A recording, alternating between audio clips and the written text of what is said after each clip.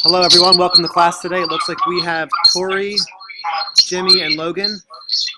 Today is Thursday, May 26th. We have 5 days left of school after today. Why don't you guys use the chat feature here to say hello. And looks like someone's microphone's a little squeaky, but there we go.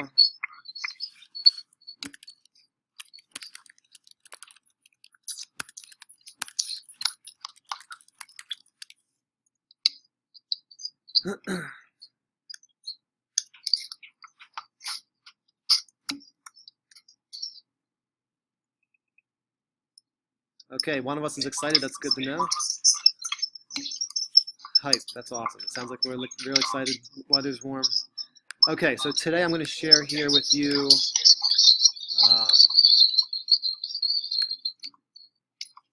Logan's excited also. Good. Okay. So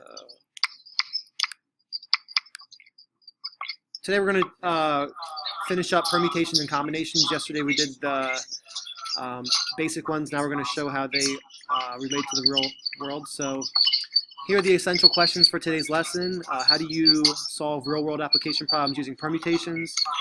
And how do you solve real-world applications using combinations? Just a reminder from yesterday, remember we said that permutations, when I start with the P, you've got to remember they are picky. The order does matter for permutations. When it comes to combinations, remember we said they are choosy, which doesn't matter what the order happens when they are solved. So the first example we're going to go over today is a basic race problem. So we want to find the number of outcomes to assign 50 runners in first and second place in a race. So what I want you to do right now is, in the chat feature, I want you to type in if you think it's a permutation or combination, and maybe explain why you think that is so.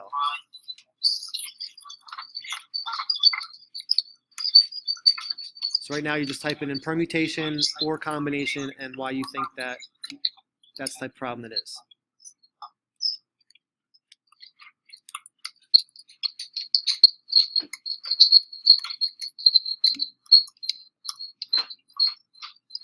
Good. I think we're on the right track here. Tori, can you hear me? Yeah.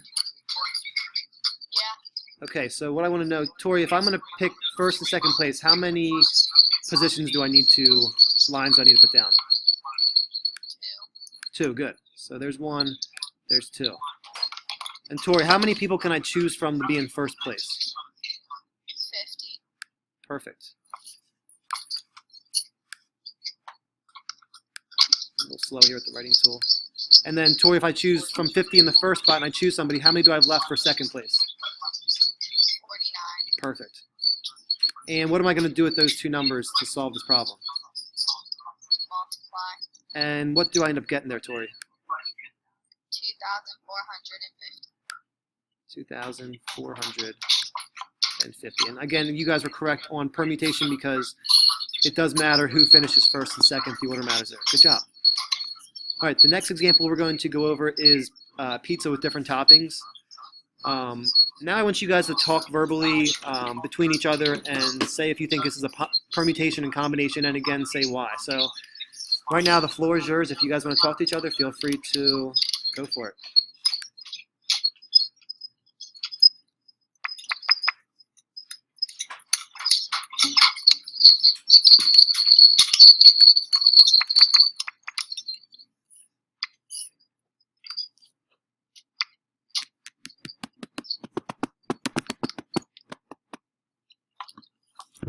Logan, can you hear me? Problem's going to be for the pizza. Is that a permutation or combination? Why do you think it's a combination? Good. Jimmy, can you hear me here? Yeah. Okay, so how many lines do I need to put down for this one, Jimmy?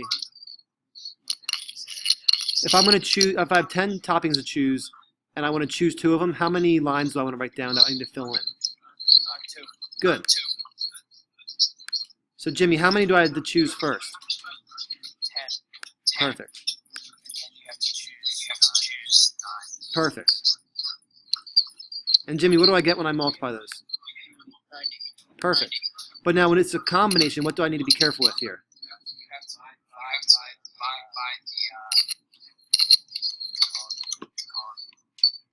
factorial. Yeah, well, Just 2 factorial. you got it. Perfect. Because if we chose pepperoni and then peppers, that's the same thing as choosing peppers and then pepperonis. It's not gonna, we can't count that twice. So when I divide 90 by 2 factorial, Jimmy, do you know what I get? 45. Perfect.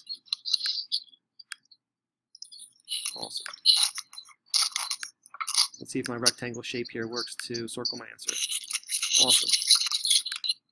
So the next example we're going to go over is selecting 3 students from a class of 30. Now we want to pick 3 students to attend a presentation, so I want you guys to go ahead and talk together to determine if you think this is a permutation or combination. Go ahead. Permutation.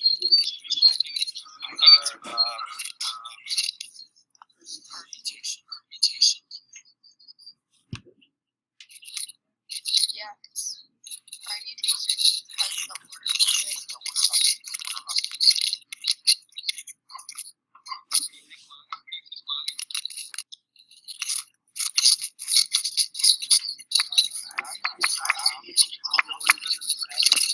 Oh yeah, that actually makes sense.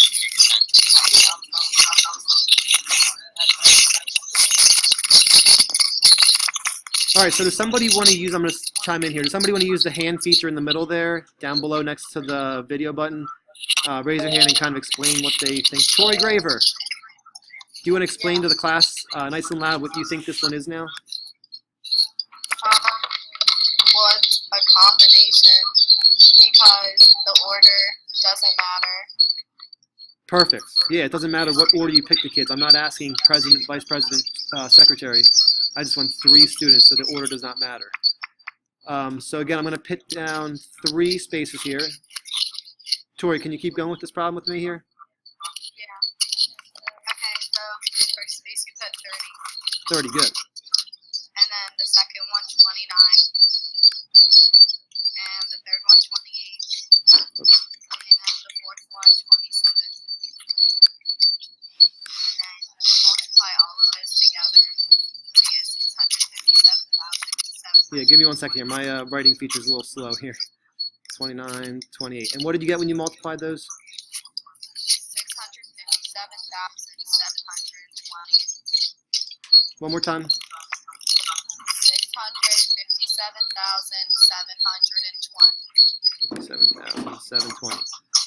Good.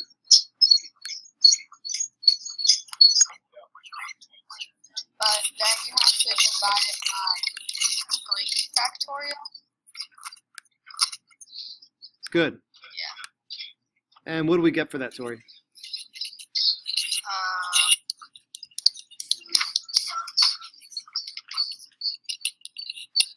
I don't know. 1 second here, Tori. Logan, you have your hand up right now? Okay, what did you get? So that number up top there should be 24,360. Okay, and when you divide that by 3 factorial, what do you end up getting? 4,060 different options you could choose 3 students. Very good. Okay, one more example today. The last one here is picking a president, vice president, treasurer, and secretary. So I don't use the chat feature again, and you can go ahead and say if you think this is combination or permutation. Go ahead. Logan, your hand's up. What's up? Okay, that's fine. It's up here. I was reading the wrong problem. Tori Graver, perfect. It is a permutation.